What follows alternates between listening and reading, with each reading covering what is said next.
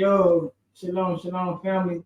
Welcome back to another episode of Musical Ball, which is Free Babylon in Hebrew for Abadi. And yeah, I'm Daliyahu here with my wife, Fatiba. Fasiba. And we're here to just give y'all our story briefly to talk about why we left America. So, for those of you guys who don't know, we're here living in East Africa for the last Almost 3 years. 3 years, 2.5 years, and yeah. So it's been a long time coming. We've been meaning to have this video, this conversation. This whole platform is based around travel, again, expatriation, repatriation, however you want to look at it, fleeing wherever you're from.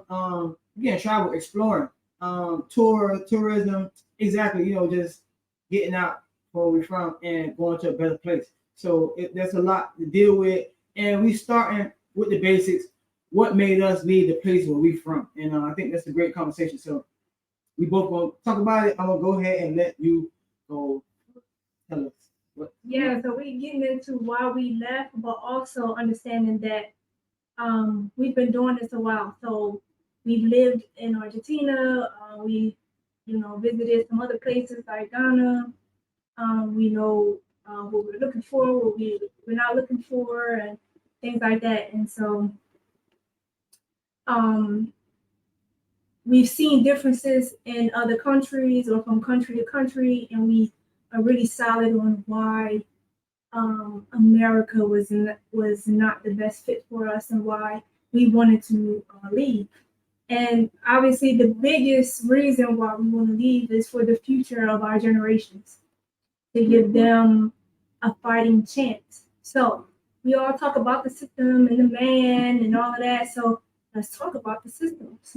And we can start with the allopathic system, right? Ooh, what is that? Say it again. The allopathic system.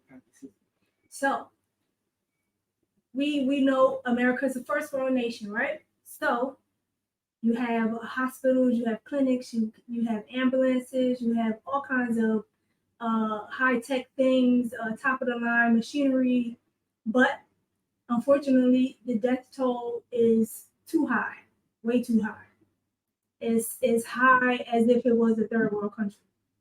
Infant mortality rate is high, cancer rates are high. The system has all kinds of technology, but they're not saving lives.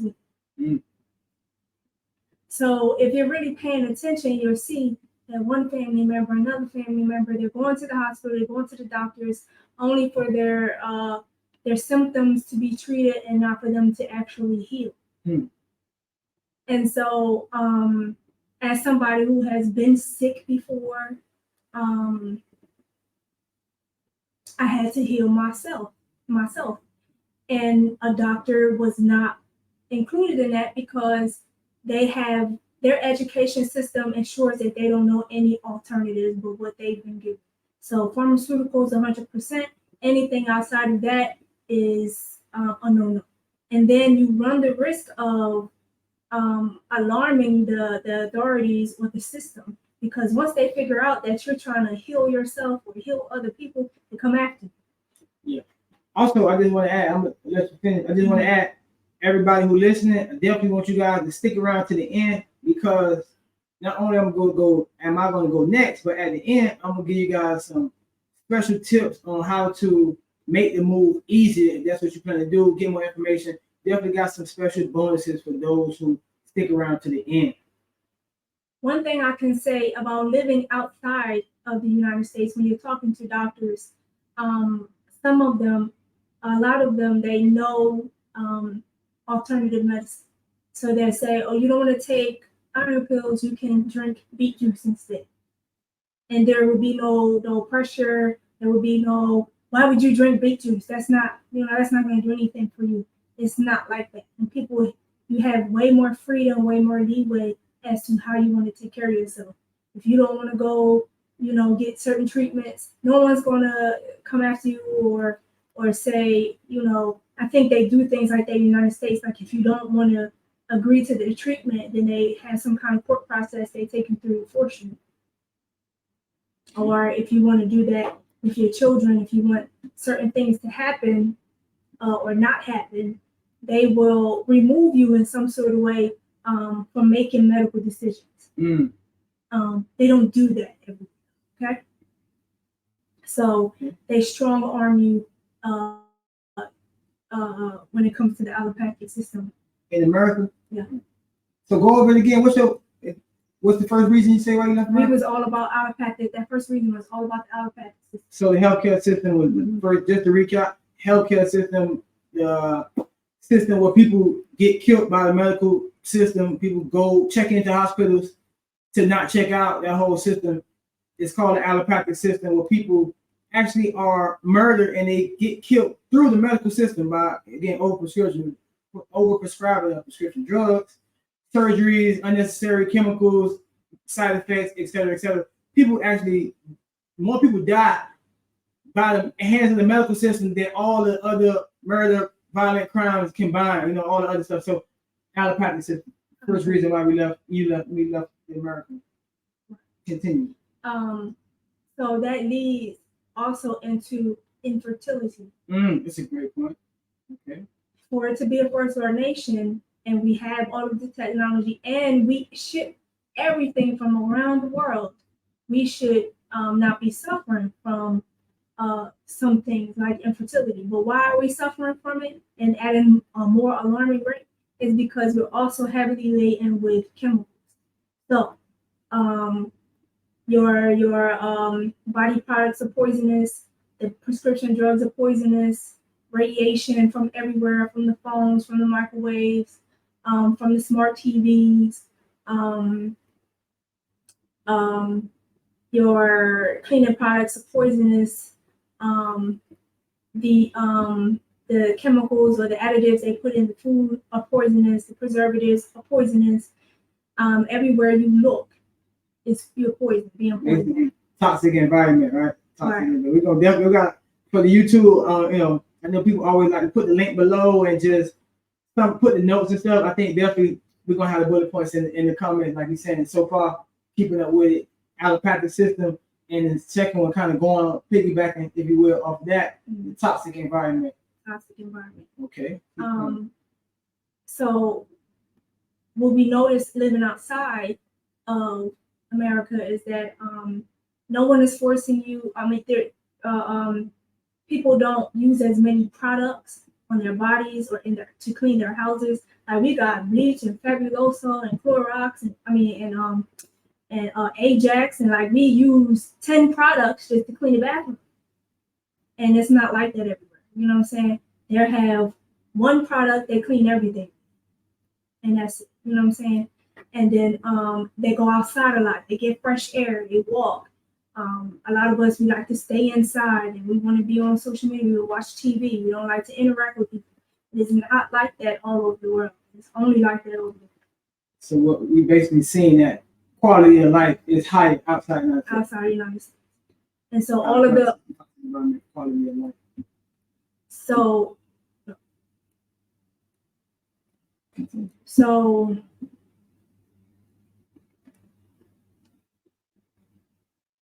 people say people go outside and get fresh air and they take walks. The point I was making was about the chemicals and how you're being poisoned severely, but also that you're made to sit in it by remaining in the house. The air inside of your house is more poisonous than it is outside of your house. But going outside, it's like, the children don't play outside no more. You run the risk of going to the parks. Remember the little boy who got shot by the police? He was in the park. Or you got Karens and people like that who are judgmental about what you're doing outside and what are you doing, who are you doing it with, and you walking from here to there, and you're not supposed to be in this neighborhood. So they make sure you're stuck in the most toxic places. Urban environment, the cities, right? Everybody in the city. Which leads to my third point, which is fear. America is heavily laden with fear. You know what I'm saying? Like I said, the little boy was in the park, he got shot. So now parents don't, they don't want to go to the parks, or maybe they want to go to the parks, but under certain circumstances, you kind of get tight when it comes to the freedoms.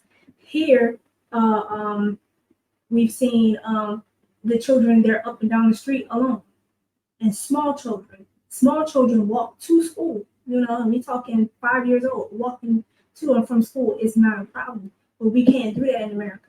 We have this fear. So, but also, if you decide to even loosen up a little bit with your children, then you have this fear that people will take them, not just like kidnapping, but also the DCFs, the Child Protective Services. They deem so many things as illegal or as not safe or whatever, and they will take the children out of your house. That system does not is not across the world. People do not want to take children from you. They don't do that. Nobody wants to be responsible for what you're already responsible. So if you don't raise your children right, that's on you. Nobody's coming to take the children from you. So we have that fear. We have a constant fear of death, whether it be by car accident or by being shot, being murdered in the streets. We understand that small incidences they escalate really fast. You get into an argument with somebody, and before you know it, you fight, being shot at or something like that. These things don't exist all over the world. I've seen people argue and jump into each other's face, and nobody gets punched, nobody gets smacked, let alone gets stabbed or even shot. That stuff is extreme. In America, is not so extreme. Like, you run the risk of being shot a lot. So we always have that fear of death. And which leads to my next point of other extremities: extreme weather, tornadoes, hurricanes, earthquakes, blizzards, things of that sort. These heavy weather patterns are unheard of in much of the world. I remember when we lived in Argentina, and I said a lot of times, it would be so cold and the snow would be so much that we would close the every year. The schools are closed. In Argentina? No, in America. I was telling them about the weather, how it could be so cold and so much snow in America that school systems were closed to handle that, and they were shocked. And they were saying, I've never seen the weather close anything. Government buildings, schools, nothing has ever closed because of the weather. But in America, it's very typical. The weather can be so severe, you can't go to work, you can't go to school, the government is closed. That is unheard of in much of the world. And obviously, if you live in that environment, you wouldn't know how extreme it is until you go somewhere else that's more temperate, more mild, and you realize our weather conditions were just the worst of the most extreme, right? So you're not only living in a war zone, and then the government not on your side, but the weather will come and destroy your house or take you from work and you don't get paid that day and stuff like that. So it's always extremes, it seems, in America. It's a lot. It's not too much middle grounds. Things like to escalate in America. It's all or nothing a lot of times, even with the mentality and the people. If you don't do this, then it's that. And it's like, if you don't listen to me, then I don't mess with you no more. There's all these extremes from one end to the other. Also, the education. The agenda in the education with the LGBTQ agenda. We've been learning about that a lot. I think when I was teaching, I read a story about two penguins in the zoo, and they were the same sex, and they were raising children together. So they plant those seeds, and that was in preschool or pre-K class. So they start introducing or planting seeds that wasn't planted before, and they are rewriting a lot of things in the education system. And I learned that there is a system in the system that they're responsible for rewriting textbooks and handing them back out. So you've got new curriculums coming in and out of school, and the curriculums are they're geared, or they're supposed to support whatever agenda they have in mind. They making an education system progressively worse and worse. Progressively worse. So we also understand that they're trying to eradicate the narrative about slavery. So it's no longer slavery as indentured servitude. people voluntarily came over, and so they're rewriting a lot of things, which is, we already know they were liars, but they're big time liars, you know what I'm saying? So, and then we all know about No Child Left Behind, and No Child Left Behind was a law they passed. In other words, because before people used to get left back if you couldn't master the skill sets that needed to be mastered by the end of that year. But No Child Left Behind saying you can't do that anymore. So you have to pass them regardless. Okay. So how is that? What's wrong with that? And what's wrong with that is that now you got people in the society who are who can't think. They're not ready. You never met the ball. They're not ready. And so what happens is the burden becomes on the teacher. They have this thing called differentiated instruction. In other words, it's my job as the teacher to make sure that everybody gets what they need, even though you've mixed slow people with smart people. And so I got to challenge you as a smart person, but I got to dumb down the same thing for the person who's a lot slower. You know what I'm saying? So now it's my fault that these people are out in society and they're not ready. Okay. Which hinders the education of the whole class. Because if you need to be challenged and stuff like that, you don't get as much of a challenge because now my attention is trying to catch this one up. And then if the issue is behavioral, then you got medicines and all kinds of other things that become introduced into that whole environment. All the things. And then the last thing I had was everything is just fake. The world is a stage. The news is fake. Now you can't even tell the difference between satire and reality. Everybody's fake. The people are fake. BBLs, attitudes, the news, everything is just fake. The food is fake. They got you eating plastic rice you don't even know, and stuff like that. Everything is fake. For sure. Appreciate that. So that was you going through your reasons why we'll let you make one go. And so I'm gonna just give a few reasons that really brought it all together for me in my perspective. And maybe it's helped somebody out there who on the fence and thinking about making that decision. So first of all, America is crazy. It's crazy off the rip. We already know that. But we grew up in crazy. So it's hard to say that till you really leave. But what made me leave America, being from America? So I think the first thing for me is coming into the truth. Really, I gotta say that because if I came into the truth by 2011, I know for a fact by like 2012, 2013, like I feel like I knew the basics already about the commandments and the name, and I was really studying a lot about Babylon. So have you guys ever heard about the term? Have you ever heard the term flee Babylon? And it's important because it seemed like everybody was talking about it at the time, and it's stuff you see like even before we knew it was Hebrew, people was talking about it. Well, Bob Marley talking about Exodus and other stuff. People referring to the Bible and fleeing Babylon, not only coming out of Egypt, but also the term Babylon. The Rasta community. Me being from Miami, it's something I heard a lot. But specifically when I came into the truth, by the time I did start watching YouTube videos of certain teachers talking about flee Babylon, it was a big topic around 2013. So having done that initial research about flee Babylon, who is Babylon, what is Babylon, that's the first thing that really, because it's pretty much like an open and shut case. Once you realize who the Hebrews are, that they was enslaved, who they was enslaved to, the judgment, the final judgment on these people who have enslaved and just did wrong, the Most High chosen people. You put these things together about who is the culprit, and it's not, the harlot, the mother of harlots and abominations, the place that control the whole world, and again creating, just wreaking terror and havoc on the whole world.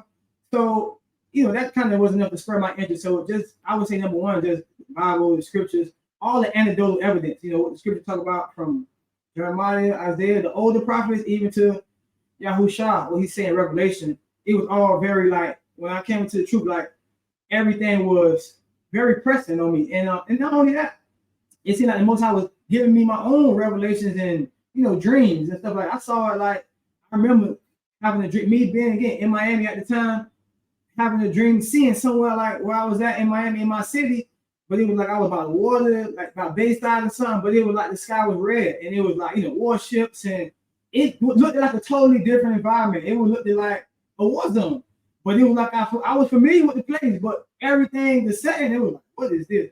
And as a person that don't dream a lot, when you have one of them dreams, like it been 9 years, whatever, how many years since then, I still remember the dream. It's very vivid in my mind. So I would say that whole flee Babylon thing, just knowing we commanded as Hebrews to flee, literally. And the more you read the scriptures, you see this stuff come to life. Not only at this day and age, but at that time, I talk about, again, Isaiah, Jeremiah, talk about the people from foreign countries gonna come in this place and invade it. This place is gonna be destroyed and never inhabited again. People, wives and families gonna be taken from them. Their wives gonna be ravaged and all this stuff like that. It give a pretty graphic description about what is going to ultimately happen to Babylon. So if you really believe in the word and the Most High, like that was the first thing was enough. And then what happened is, like you say, so that kind of pushed me out of America to go explore. We went to South America, visited Argentina, went back, bought land. We moved to Argentina 2015, and that was cool. Argentina was nice, always gonna have peace in my heart. But then we stayed there for 2.5 years, and then came back in 2018. But what the straw for me that broke the camel back was the quote unquote pandemic or the virus, whatever you want to call it, C-19, whatever. And that was a big deal because having, again, read all this stuff, like the scriptures say, and then, you go away, it's like, it ain't that bad. The place still there, I still got business over there and stuff like that. Let me go back. And then when that happened and started saying lockdowns and the whole, everything they were doing the most. And for me, I could start to see the scriptures coming to fruition. Like, it seemed like our freedom's being taken. The whole mask thing, I could never get with that. Even at my job, we was just working with all these people in the warehouse. Fine, 1 week, the next week, oh, y'all gotta move like this and stay like this and put a mask on while you're working. And of course, we ain't do it, and they still let us work. We ain't have to wear a mask, but the whole going out in public, everywhere you go, put on a mask, and it's just like, I really felt like my freedom was being like, violated. It's like, I guess being a young black male, again, from the South, from Miami, it's like, you always hear the voice tell you, and people say it to you too, like, white people, the other ruling class, if you don't like it here, then it's like, go. And it's like, no problem. That's what I'm gonna do then. I'm not gonna be around people that don't like me in a place I feel like I'm being violated, and I'm just gonna say it. I'm gonna just deal with it. It's like, no, let me go. So that was, the scriptures were the first thing, but then seeing the proof and it coming to fruition, the pandemic and stuff, it was like, it was time to go. And luckily for us, by that time, we was already looking at Africa, and we pivoted from South America and coming to Africa. I feel like definitely Africa was the place. So we're gonna talk about why we chose the place we chose in Africa in another video. But right now, talking about why we left America, the next thing I'm gonna say again, so the scriptures, flee Babylon, the pandemic, or the plague in scriptural terms, it's a plague going around. Like the scriptures talk about this. So the plague was literally going around in this place. And again, by contrary, you go, like you said, you come to Africa.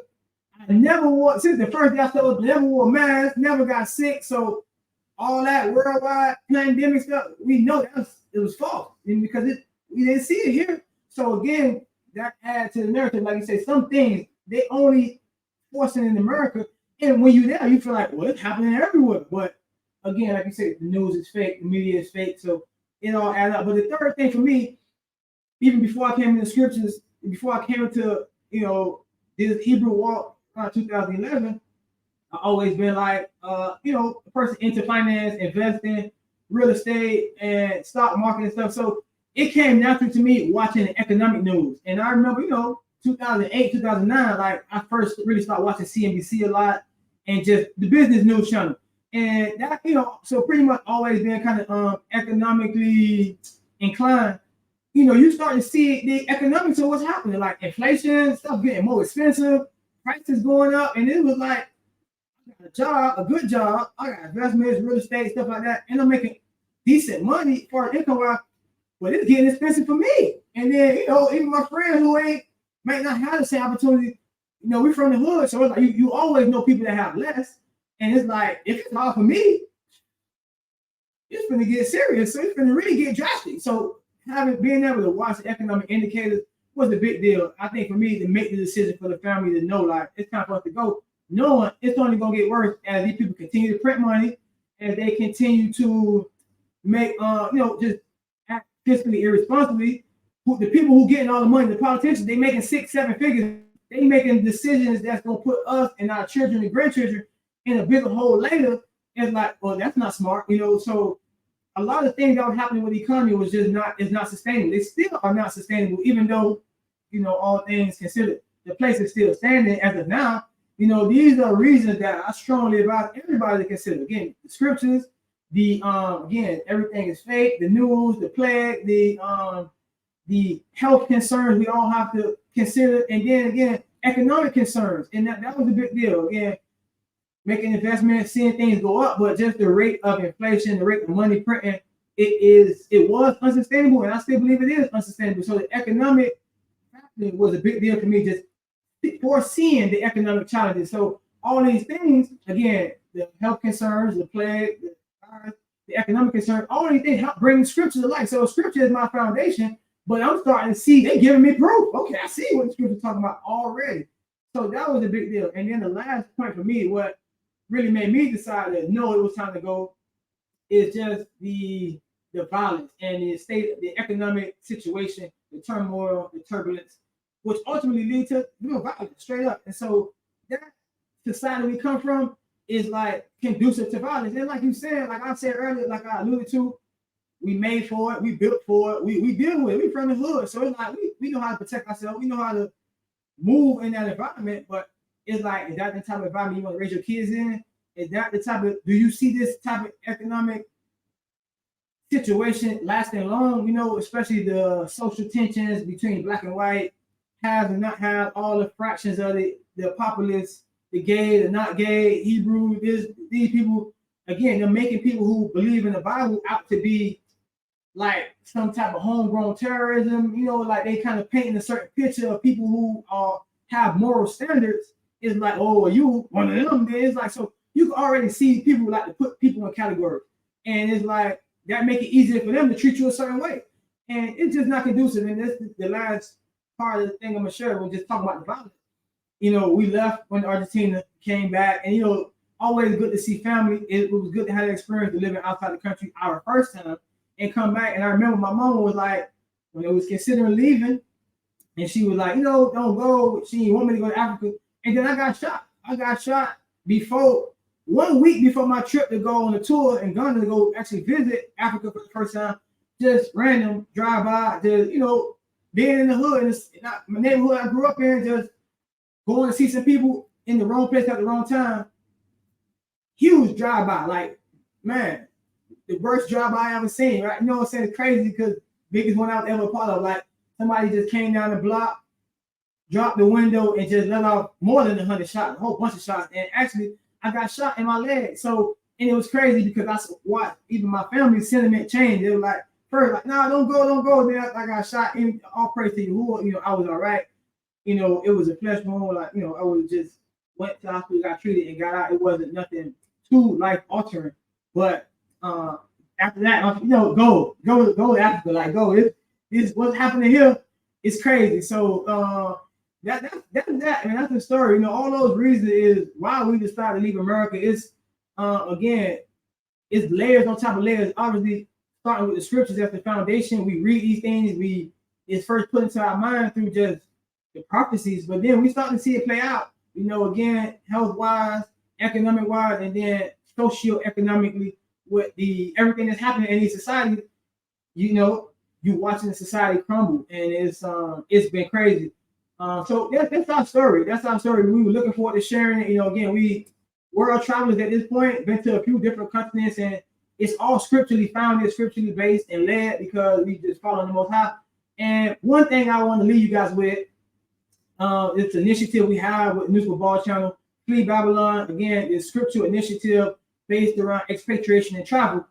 What I want to say is what I learned through my studies and learning about expatriation, which means leaving the country of your nativity. Wherever you're born, if you leave that place, you are an expatriate. You're leaving where you're born. So, and we see that in the Bible. Abraham left, etc., etc. But the point is, one of the biggest things that helped me out especially when I went to South America, was finding expat mentors. And this is the big deal because this is a concept I was introduced to through people who had successfully expatriated, left their nativity, home in their place where they were born, and went to another place.